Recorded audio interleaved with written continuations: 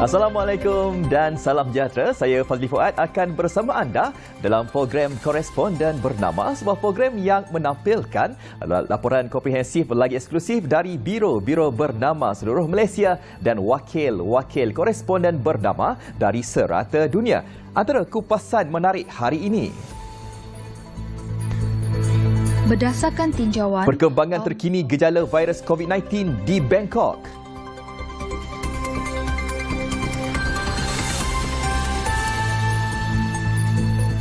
kematian pertama akibat COVID-19, Indonesia ketatkan pemeriksaan kesihatan di semua pintu masuk antarabangsanya.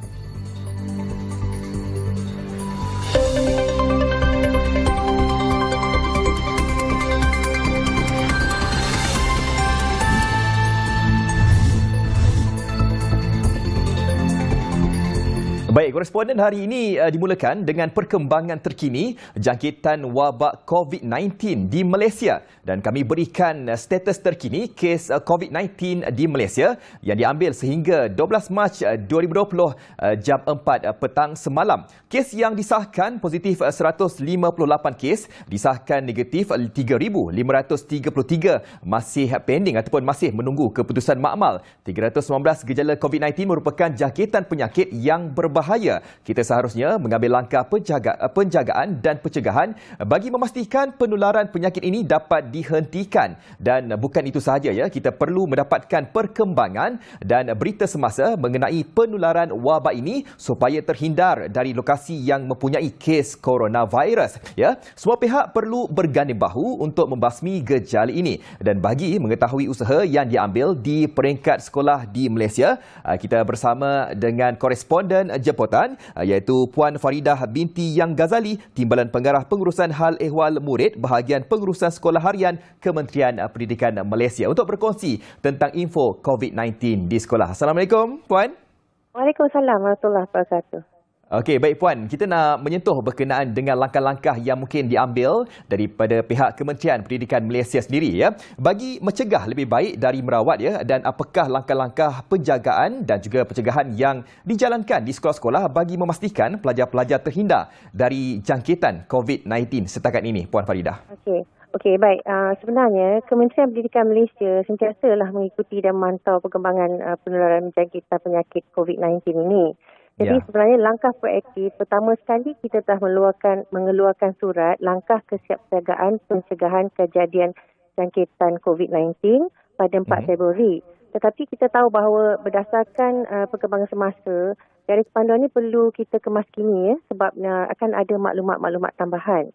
Jadi buat masa ni, kita dah langkah-langkah yang kita cadangkan, murid kita cadang menunda sebarang perjalanan ke negara yang terjejas yang dikategorikan sebagai berisiko tinggi oleh KKM, iaitu sekarang ni ada 5 negara, China, maksud juga Taiwan, Macau, Hong Kong, Republic of Korea, Jepun, Itali dan Iran.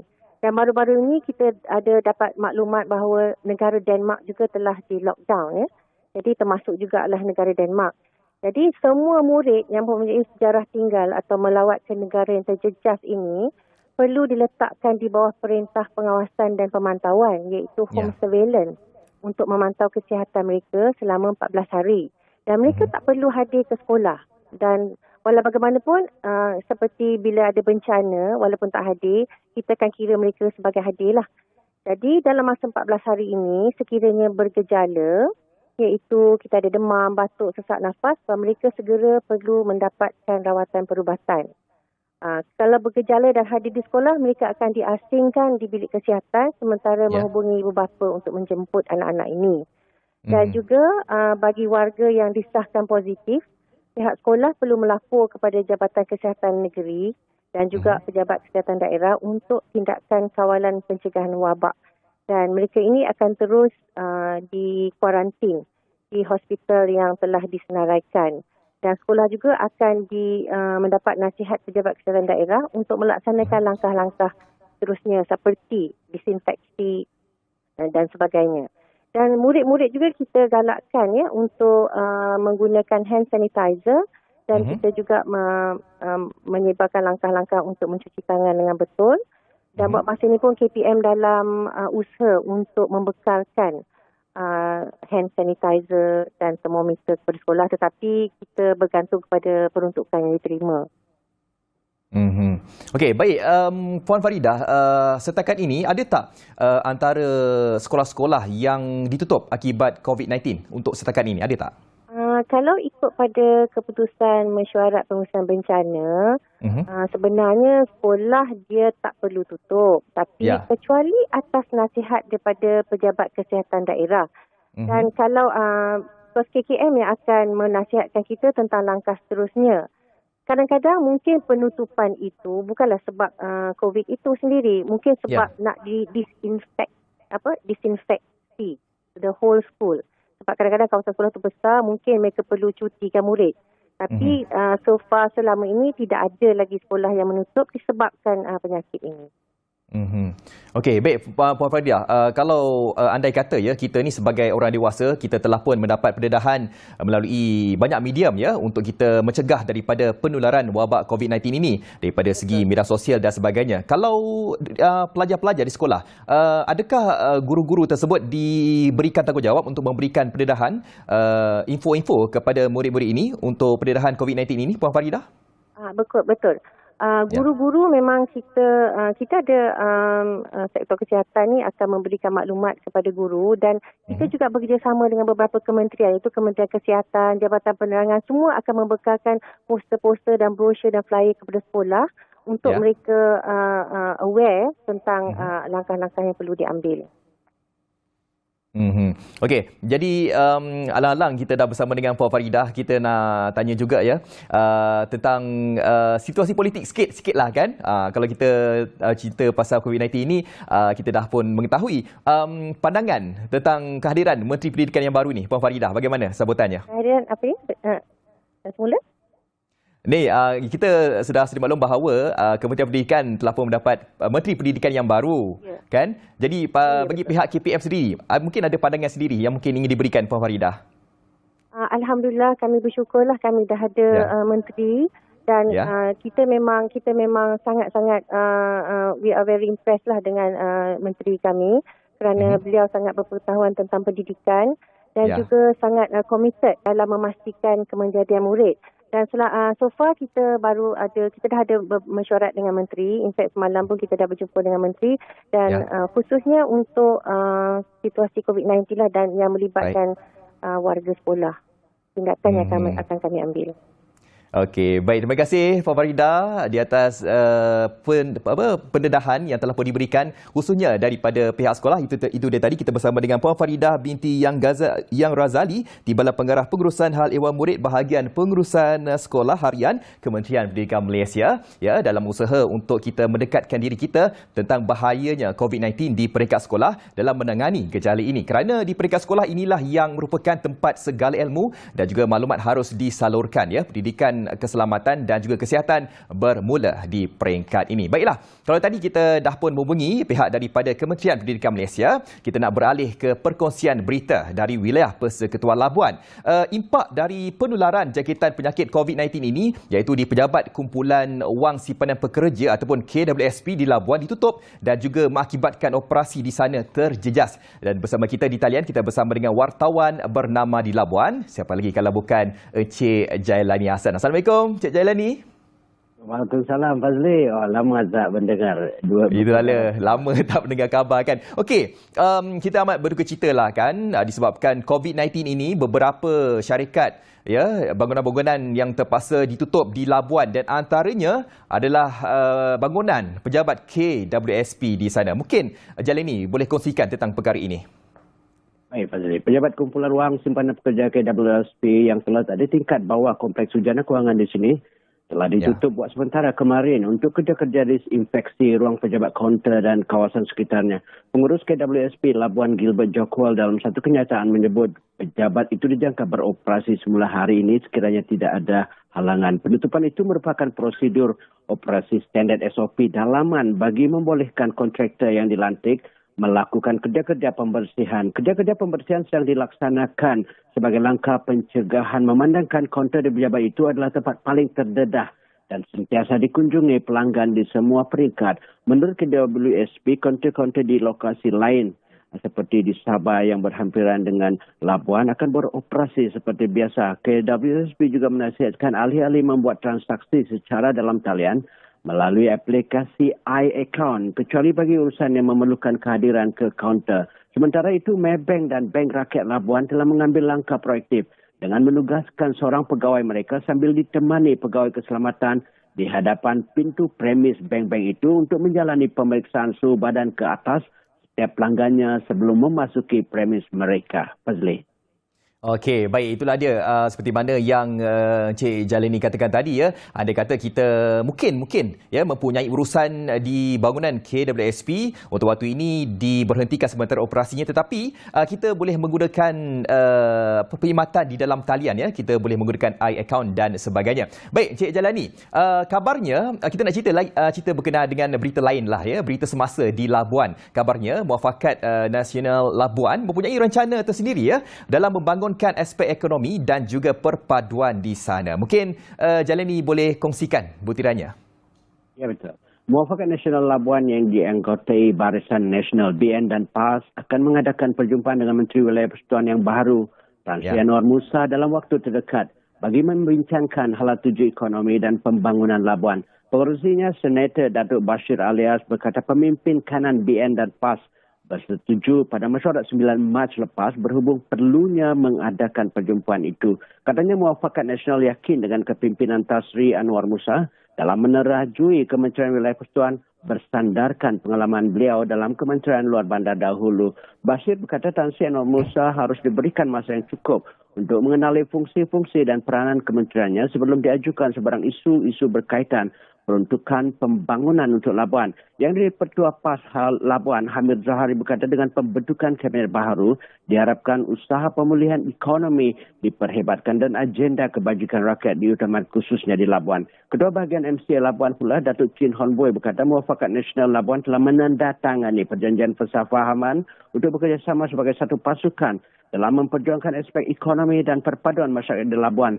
Pembentukan Muafakat Nasional katanya adalah satu bab baru dalam era politik di Labuan di mana BN bekerjasama dengan PAS. Ya, Fazli, itu saja yang dapat dikongsikan daripada Labuan. Assalamualaikum. Okey, Waalaikumsalam warahmatullahi wabarakatuh. Tak sempat saya nak tanya lagi soalan. Dinah, Assalamualaikum dulu. Baik, tak apa. Okey, dan itu dia tadi kita bersama dengan wartawan bernama Jalani Hassan yang melaporkan kepada kita tentang situasi COVID-19 di Labuan dan juga tentang Pemuafakatan Nasional di Labuan. Untuk waktu ini kita nak berhenti berehat seketika dan sekembalinya nanti saya akan menghubungi koresponden bernama di Bangkok pula. Kembali selepas ini.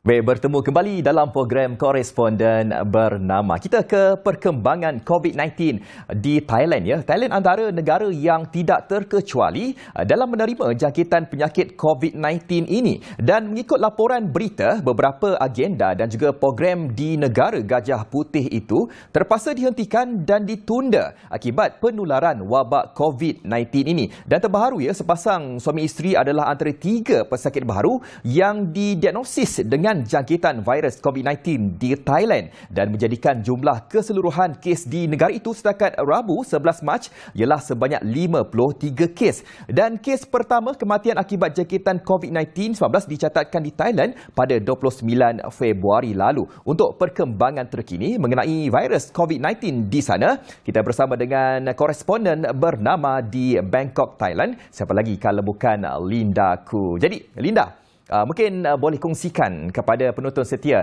koresponden bernama tentang angka kes virus COVID-19 terkini di Bangkok.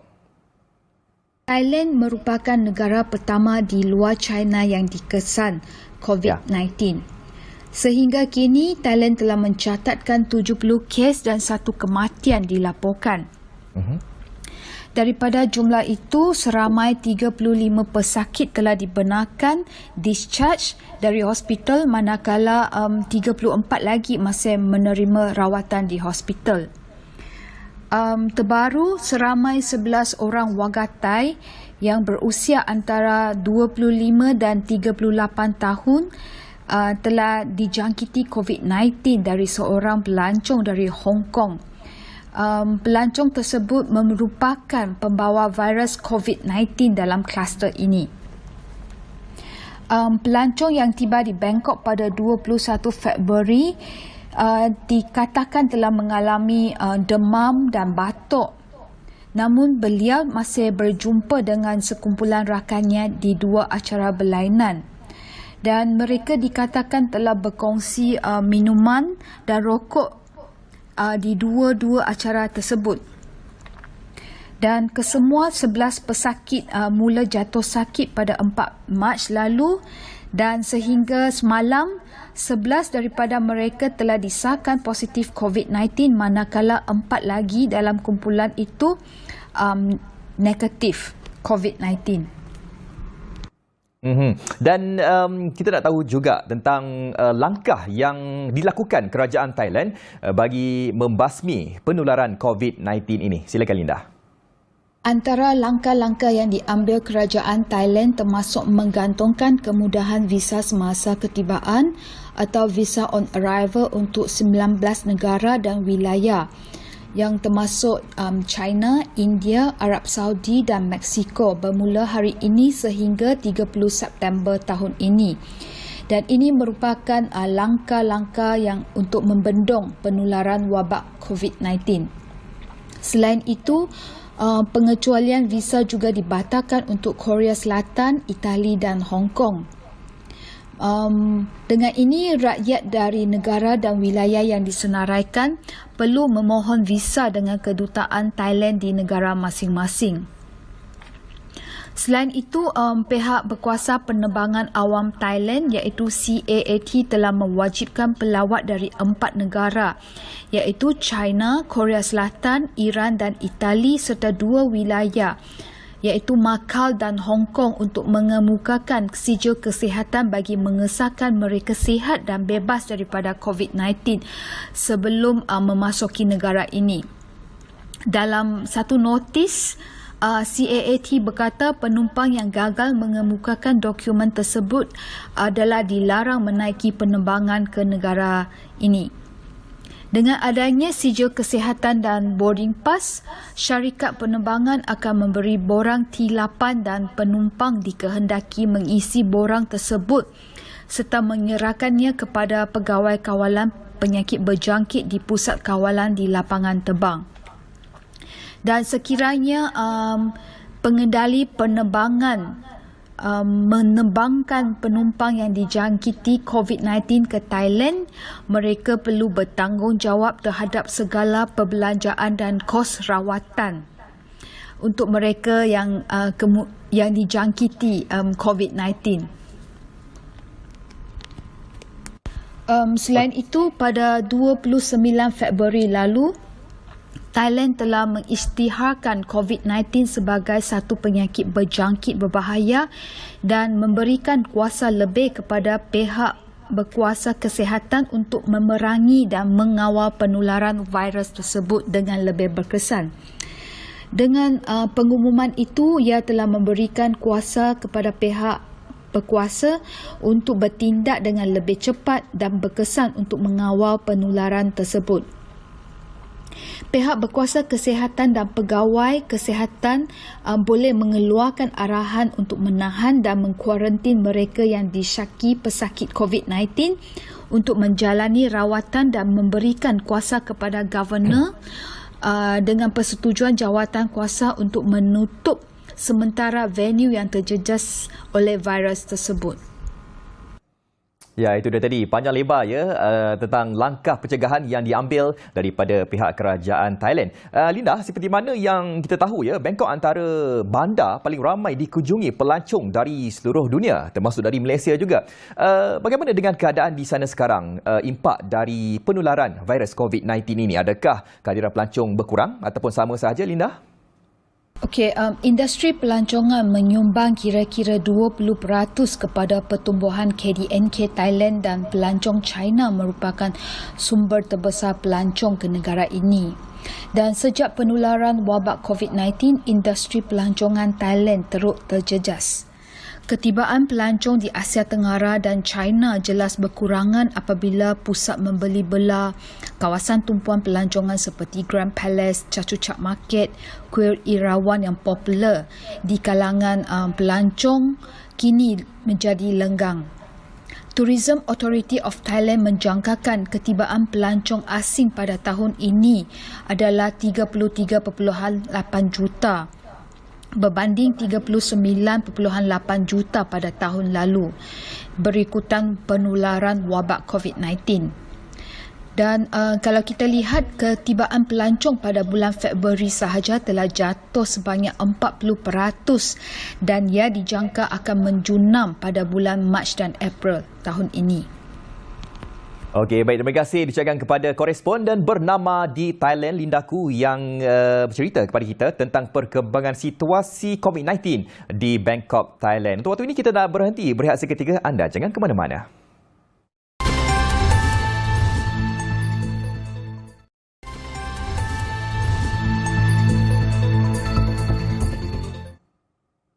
Baik, kita masih lagi nak menyentuh berkenaan dengan COVID-19 ya. Pertubuhan Kesihatan Sedunia WHO telah pun mengisytiharkan COVID-19 sebagai pandemik. Bermaksud ya, wabak ini telah pun tersebar begitu meluas ke seluruh dunia dan sangat membimbangkan. Di Indonesia sahaja, satu kematian melibatkan pesakit positif COVID-19 pada 11 Mac lalu dan sehingga kini virus itu telah pun merebak ke 112 negara dan juga mengorbankan lebih 4,600 orang. Kita bersama dengan koresponden bernama di Jakarta. Kita bersama dengan Syukri Ishak. Baik, Syukri Ishak. Jadi mungkin boleh kongsikan bagaimana langkah-langkah yang dilakukan pihak berkuasa Indonesia dalam menangani COVID-19 ini? Indonesia mencatatkan kematian pertama akibat COVID-19 menurut jurucakap pemerintah Indonesia berkenaan COVID-19, Ahmad Yuryanto Mangsa adalah seorang wanita warga asing berusia 53 tahun. Meninggal dunia sekitar jam 2 pagi hari Rabu. Mangsa yang merupakan kes ke-25 positif COVID-19 turut mengidap pelbagai penyakit seperti diabetes dan penyakit paru-paru. Bagaimanapun, jurucakap pemerintah Indonesia itu menegaskan penyebab kematian itu bukanlah kerana virus berkenaan, tapi virus tersebut telah memburukkan lagi keadaan pesakit itu. Pemerintah Indonesia tidak mendedahkan butiran terperinci mengenai mangsa, namun berdasarkan laporan beberapa media tempatan, wanita itu adalah warga negara Britain dan kes itu berlaku di Bali. Setakat ini 34 kes COVID-19 dilaporkan di Indonesia, 7 kes terbaru dilaporkan semalam. 5 kes sebelum ini juga dilaporkan kembali sembuh atau negatif. Ya, Malaysia antara negara yang paling kerap ya rakyatnya berkunjung ke Indonesia dan difahamkan lebih 2 juta rakyat Malaysia berkunjung ke Indonesia setiap tahun. Dan apakah saranan untuk mereka ketika ini andai kata mereka ingin melawat ke Indonesia untuk waktu setakat ini? Ya, Indonesia kini mengetatkan lagi pemeriksaan kesihatan di semua pintu masuk antarabangsanya selain menyekat pelawat dari beberapa negara seperti Iran, Korea Selatan dan Itali bermula 8 Mac lepas. Indonesia juga membatalkan atau menunda acara atau forum-forum antarabangsa termasuk acara Formula E yang dijadualkan pada 6 Jun ini ditangguhkan ke satu tarikh yang belum ditetapkan. Di Jakarta, premis atau pusat perniagaan dan bangunan-bangunan kerajaan juga mengambil inisiatif melakukan pemeriksaan suhu badan di pintu-pintu masuk selain menyediakan sanitizer dan sentiasa meminta orang ramai menjaga kebersihan. Di Bali, pulau peranginan terkemuka di Indonesia juga, pihak berkuasa tempatan dan pihak berkaitan turut mengetatkan pemeriksaan kesihatan terutamanya terhadap pelancong-pelancong luar yang memasuki pulau berkenaan. Namun berdasarkan laporan, Pulau Bali kini mengalami penurunan drastik jumlah kemasukan pelancong. Sebelum virus COVID-19, purata lebih 1 juta pelancong asing berkunjung ke pulau itu untuk setiap bulan. Namun pada Januari 2020 direkodkan hanya 400,000 ke Bali dan semakin menurun pada Februari. Okey, baik, terima kasih diucapkan kepada koresponden bernama di Indonesia, di Jakarta, iaitu Syukri Ishak. Baik, kepada anda semua yang mungkin sedang menyaksikan koresponden bernama di kesempatan ini juga, saya sekali lagi, sebenarnya pendedahan ini telah pun diberikan banyak kali ya. Kalau andai kata kita ingin keluar rumah dan sebagainya, kita harus menjaga kesihatan diri kita dengan memakai penutup topeng hidung dan juga mulut, dan kita kena sentiasa cuci tangan, dan kalau cuci tangan itu bukan sahaja cuci tangan dengan air biasa, kalau boleh dengan sabun dan juga hand sanitizer. Baik, koresponden bernama telah pun sampai ke penghujung rancangan. Jangan lupa untuk anda layari laman web kami di www.bernama.com ataupun media sosial bagi mendapatkan perkembangan terkini secara langsung bersama kami di koresponden bernama. Saya Fazli Fuad. Assalamualaikum dan kita jumpa lagi nanti.